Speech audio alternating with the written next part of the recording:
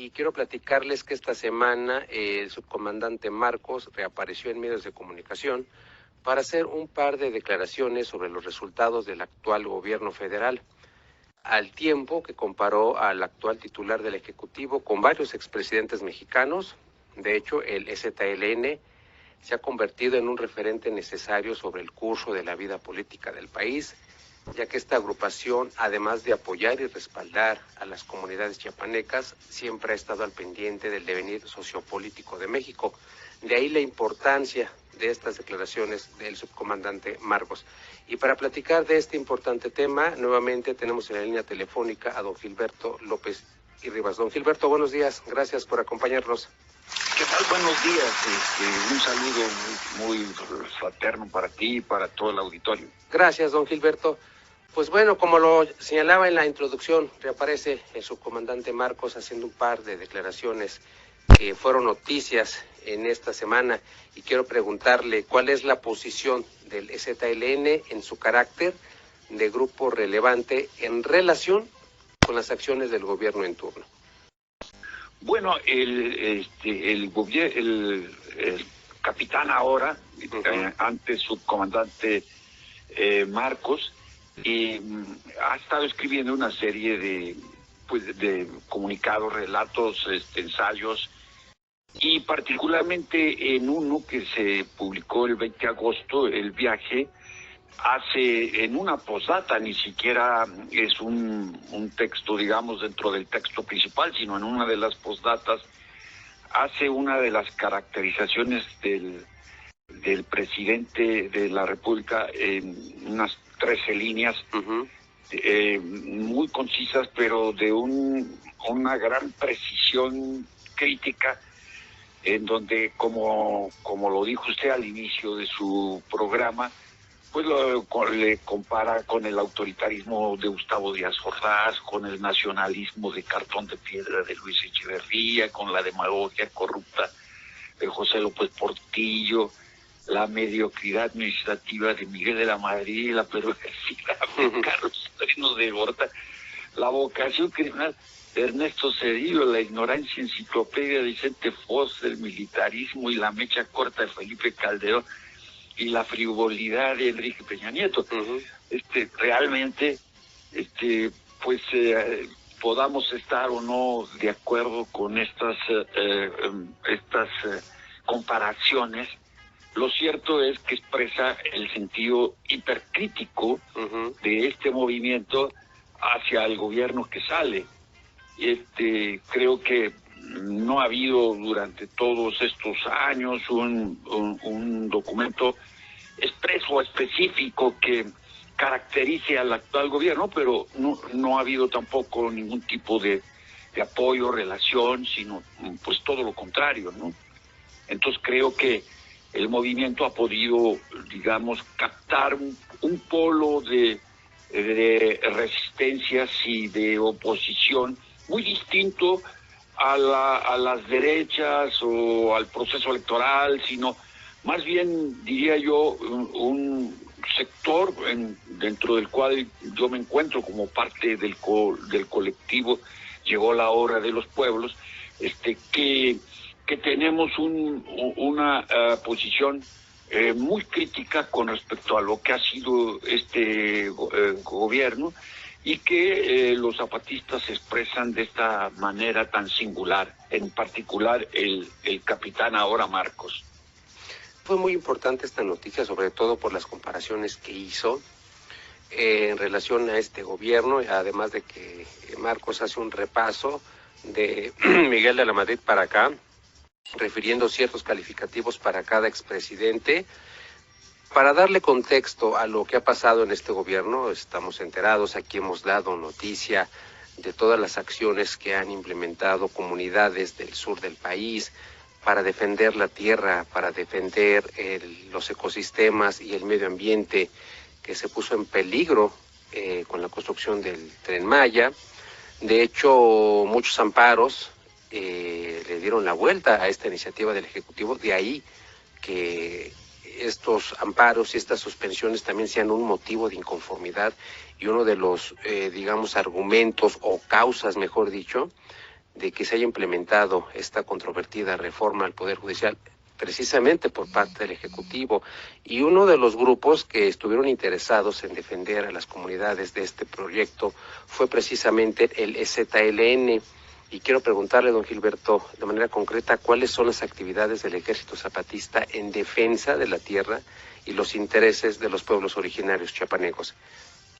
Mire, va más allá de los pueblos de Chiapas. Creo que el EZ tuvo una iniciativa al inicio, de hecho desde 1996 que se creó, que se fundó el Congreso Nacional Indígena, con Consejo Indígena de Gobierno, y que tuvo una participación pública con el fracasado intento de poner en las boletas electorales a María de Jesús Patricio Martínez, que no resultó, pero que fue un esfuerzo de una participación que tuvo un impacto en la vida nacional. El Congreso Nacional Indígena es la expresión misma del zapatismo en los ámbitos nacionales. Yo acabo de estar el fin de semana pasado en una reunión que duró 2 días en la Ciudad de México, y que tocó todos los puntos, digamos, vulnerables o vulnerados del territorio nacional, con testimonios directos de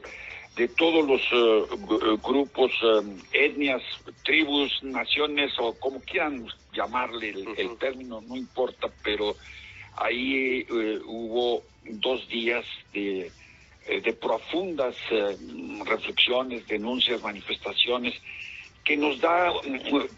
una radiografía de la geografía nacional, que creo que el gobierno en turno fue la que más afectó. Yo creo que si hay un fracaso rotundo, un fiasco absoluto de lo que fue este gobierno, tiene que ser en referencia o en relación o en articulación a la práctica guerra contra los pueblos que este gobierno llevó a cabo durante todos estos años.